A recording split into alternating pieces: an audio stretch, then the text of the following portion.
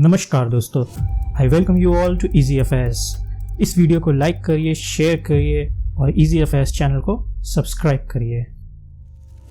आज हम डिस्कस करेंगे भारतीय वायुसेना के उस एयरक्राफ्ट के बारे में जिसने 27 फरवरी 2019 को इतिहास के पन्नों में अपना नाम दर्ज करा लिया। जी हाँ, हम बात करेंगे MiG-21 के बारे में, जिसे उस दिन विंग कमांडर अभिनंदन उड़ा रहे थे। उसके बाद क्या हुआ ये तो सबको पता है। MiG-21 भारतीय वायुसेना का एक बेहतरीन एयरक्राफ्ट है। बेहतरीन इसलिए क्योंकि इस एयरक्राफ्ट ने जंग के मैदान में आज तक धोखा नहीं दिया और पिछले 60 साल से ये एयरक्राफ्ट देश की सेवा कर रहा है। MiG-21 को USSR ने उस वक्त डेवलप करा जब USA और USSR के बीच कोल्ड वॉर अपने इनिशियल फेजेस में था और एविएशन इंडस्ट्री नई ऊंचाइयां छू रही थी। MiG-21 रिजल्ट था सोवियत इंजीनियर्स और पायलट्स की कड़ी मेहनत का, जिन्होंने MiG-19 और MiG-17 जैसे एयरक्राफ्ट की सभी शॉर्टकमिंग्स को दूर करके एक बेहतरीन एयरक्राफ्ट डिज़ाइन करा था। MiG-21 ने अपनी पहली उड़ान 1955 में भरी थी और 1959 में USSR ने उसे अपनी फोर्स में शामिल करा था। बदलते समय को देखते हुए भारतीय वायुसेना भी अपनी फोर्स में नए और बेहतर एयरक्राफ्ट शामिल करना चाह रही थी और 1961 में भारत सरकार ने वेस्टर्न एयरक्राफ्ट को रिजेक्ट करते हुए MiG-21 की डील साइन की थी USSR के साथ, क्योंकि USSR हमें ट्रांसफ़र ऑफ टेक्नोलॉजी और लोकल असेंबली का लाइसेंस देने के लिए रेडी था। 1964 में पहला MiG-21 भारतीय वायुसेना में शामिल करा गया और इसके साथ भारतीय वायुसेना के सुपरसोनिक एरा की शुरुआत हुई। 1961 वॉर के बाद इंडियन गवर्नमेंट ने और एयरक्राफ्ट के ऑर्डर दिए। लोकल असेंबली लाइसेंस की वजह से MiG-21 को हम HAL के नासिक प्लांट में प्रोड्यूस करने लगे।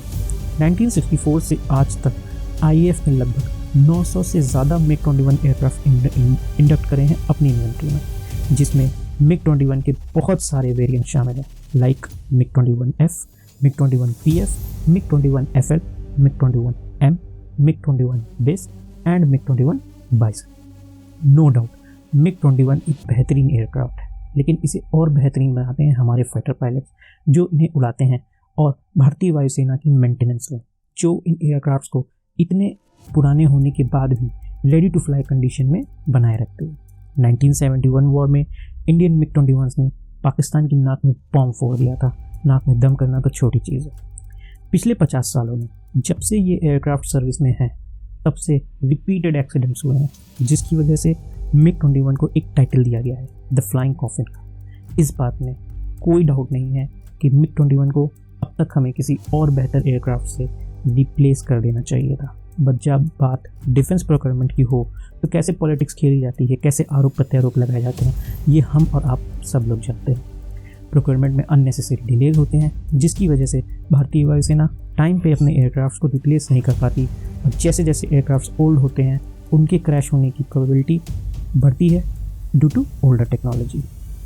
MiG-21 के क्रैश होने का नंबर सबसे ज़्यादा इसलिए भी है क्योंकि भारतीय वायुसेना ने इस एयरक्राफ्ट को किसी और एयरक्राफ्ट के मुकाबले सबसे ज़्यादा यूज़ करा है ट्रेनिंग और ऑपरेशंस दोनों के लिए। एक टाइम तो ऐसा था जब इंडियन पायलट्स की एडवांस ट्रेनिंग MiG-21 पे कराई जाती थी, क्योंकि IAF के पास तब इंटरमीडिएट जेट ट्रेनर्स नहीं थे। MiG-21 का डिज़ाइन और टेक्नोलॉजी दशकों पुराना है और आज के स्टैंडर्ड से अगर हम उसे कंपेयर करें तो वो काफ़ी पीछे छूट जाता है, स्पेशली पायलट सेफ्टी के स्टैंडर्ड्स में। डेल्टा विंग डिज़ाइन होने की वजह से फ्यूल कैपेसिटी भी लो है और Indian hot and humid conditions में लिफ्ट क्रूज भी 12% कम होता है और जैसे जैसे फ्यूल बर्न होता है इसका एयर फ्रेम डिस्टेबलाइज होता जाता है, जिसे कंट्रोल करना थोड़ा डिफिकल्ट होता है और कुछ डिज़ाइन फ्लॉस की वजह से इंजन फ्लेम आउट का खतरा भी बना रहता है। ऐसे बहुत से टेक्निकल रीजंस हैं जिनकी वजह से फ्लाइट सेफ्टी कॉम्प्रोमाइज़ होती है, बट स्टिल भारतीय वायुसेना की मेंटेनेंस टीम अपनी जान लगा के इस एयरक्राफ्ट को रेडी टू फ्लाई कंडीशन में रखती है। तो इसके बाद ये सवाल उठता है कि अगर ये एयरक्राफ्ट इतना डेंजरस है, इतना पुराना हो चुका है, तो अभी तक एक्टिव सर्विस में क्यों है? क्यों हमारे पायलट्स रोज़ इस प्लेन को उड़ा के अपनी जान जोखिम में डालते हैं? तो इसका सीधा सा आंसर है कि इस एयरक्राफ्ट को रिप्लेस करने के लिए टाइम पे प्रोक्योरमेंट हुई नहीं। इंडियन एयरफोर्स का प्लान था MiG-21 को सुखोई और तेजस से रिप्लेस करने का, बट क्योंकि तेजस प्रोग्राम में भी काफ़ी डिलेज हुए हैं, जिसकी वजह से अभी तक MiG-21 के सभी स्क्वाड्रंस को रिप्लेस नहीं करा गया है और आज भी भारतीय वायुसेना MiG-21 की 4 स्क्वाड्रंस को ऑपरेट करती है, जिसमें लगभग 100 MiG-21 बाइसन एयरक्राफ्ट्स हैं और गवर्नमेंट अभी भी ये कह रही है कि उसे 3 साल और लगेंगे MiG-21 को पूरी तरीके से रिप्लेस करने में। IAF में MiG-21 की सर्विस का शानदार रिकॉर्ड है। बहुत से वेटरन पायलट्स ने इसे जो नाम दिया गया है द फ्लाइंग कॉफिन का, उससे असहमति जताई है। आने वाले समय में हम यही उम्मीद कर सकते हैं कि भारत सरकार जल्द से जल्द MiG-21 को एक बेहतर फाइटर एयरक्राफ्ट से रिप्लेस करे, ताकि अगले किसी क्रैश में हमारे और पायलट्स वीर गति को प्राप्त ना हो और सर्विस से रिटायर होने के बाद MiG-21 का नाम जब भी आए तो उसे उसकी शानदार सर्विस और रिकॉर्ड के लिए याद किया जाए, ना कि जो उसे टाइटल मिला है द फ्लाइंग कॉफिन का, उसके लिए। जय हिंद।